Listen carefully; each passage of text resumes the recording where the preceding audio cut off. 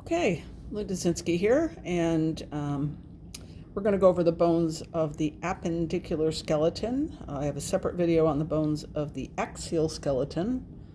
The appendicular skeleton is the bones of the two girdles, so the shoulder girdle and the pelvic girdle, and then the bones of the extremities, the arms and the legs.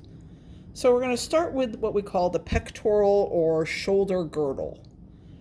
Two bones make up the shoulder girdle. They are the clavicle, which is this bone right here. Most people call this your collarbone. Okay. If you're taking a class, your teacher probably wants you to call it the clavicle rather than the collarbone. Okay. It kind of looks like a little bit of a shallow S. And then we have the scapula. Also has a common name, sometimes called the shoulder blade. Okay, this part is the back of it. Like sometimes if you see someone at the beach with their shirt off, if they're thin, you can kind of see this part of it. That's called the spine. People will say, "Oh, I can see their shoulder blades." So this is the scapula. All right. This part of it is what's going to be part of your shoulder joint. All right, we're going to do the bones of the upper extremity. So we'll start with the humerus. Okay, I'm going to put it this way so it fits on the screen. Good. So this is the bone of the upper arm. It's called the humerus. Okay, it has a head, which is part of the ball and socket joint that makes up your shoulder. If I bring our scapula back, okay, that socket there, if we put those two guys together, that's your shoulder joint. So remember, on a quiz or a test, if you're wondering whether you've got an arm bone or if you've got a leg bone, remember arm bones, of course, are always going to be shorter than leg bones. Okay, this is the shoulder end, and down here is the elbow end of it.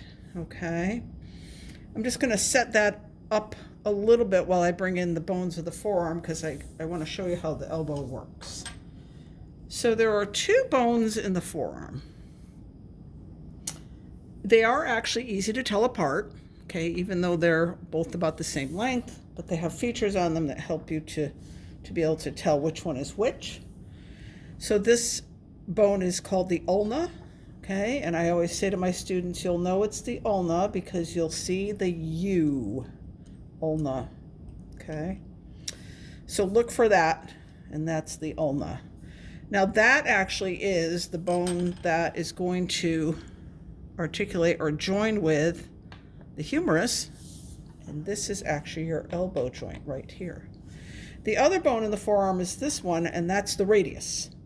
So the radius you can always tell because it has like a little, what looks like a little platform or cap on the end of it, and this actually also articulates with our humerus, but it's not considered part of your elbow joint.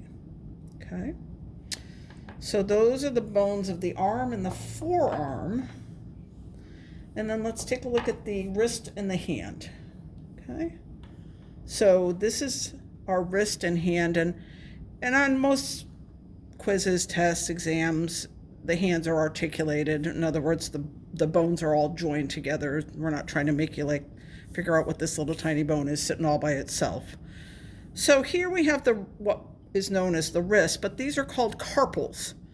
So they are little short bones. There are 8 of them, and these are the carpals. The bones that make up what most people would consider like the palm of your hand are the metacarpals. And then the bones of the digits, okay, of which there are 3 in each finger and 2 in the thumb, are the phalanges with a PH, phalanges, okay? So those are the bones of the hand and the wrist. All right. We'll bring in the pelvic bone. Now, depending on where you're studying bones, this is a pelvic bone. This is one side of your pelvis. Okay. This part of it right here is where your hip socket is. Okay. Sometimes this bone is referred to as the os coxae. Okay, it's big. Okay, it's got a lot of features on it. In a lot of anatomy classes, the students are learning lots of the features. If we just take a look at this feature right here, this right here is called the iliac crest. That's where, like, when you put your hand on your hip, you're putting your hand on your iliac crest. And as I said, this is the socket, your hip socket. This part right down here, okay, is what you sit on, okay? When you sit down, you're sitting on this bony feature right here, all right? And I'm gonna leave this guy kind of in the background because when we look at the femur, we'll look at how they fit together. All right, so I'm just stick it back here. Now let's look at the femur. So the femur is the largest bone in your body, okay? I'm not sure I can even get the whole thing on the screen here. Let me just zoom out just a little bit. There we go. Largest bone in your body, it's huge, okay? This is the bone you find in your upper leg or your thigh, all right? The hip is a ball and socket joint, just like the shoulder. And so the femur, the head of the femur is the ball that is your ball and socket joint. And that's what fits into this socket that I just mentioned, like that. And that makes up your hip joint like that, okay? At the distal end, the end farthest away from your hip, okay, is the part that will articulate with the bones in your lower leg, and this will make up your knee joint, okay? And I'll put that aside because we'll look at how that works together. So let's bring in our little patella. That's your kneecap, okay? It's just a little rounded triangle, all right? It sits basically on top of this guy like that, okay? And then you have, just like in the forearm, in your lower leg, you have two bones. Okay. So those are going to be your tibia, which is the big bone in your lower leg, and the fibula, which is the smaller bone in your lower leg.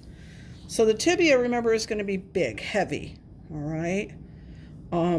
If I push this femur back a little bit, okay, you can see the end of the tibia has some flat surfaces, and that basically is what fits into the distal end of that femur, and then this little kneecap goes right there, and that's your knee joint right there, okay?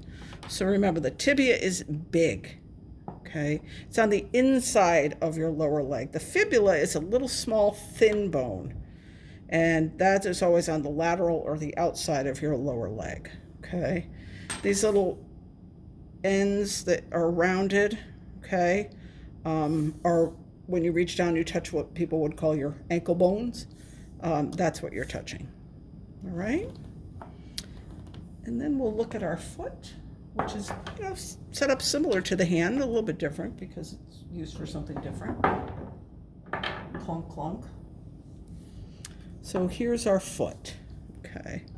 So just like our hand had carpal bones, which was the wrist area, the foot has tarsals.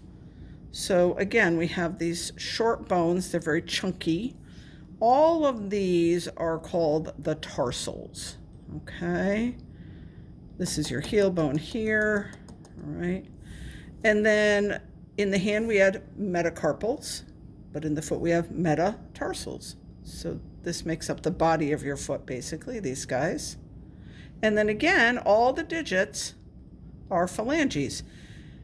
Your big toe has 2, and all the rest of your toes has 3 phalanges. And those are our bones of the appendicular skeleton.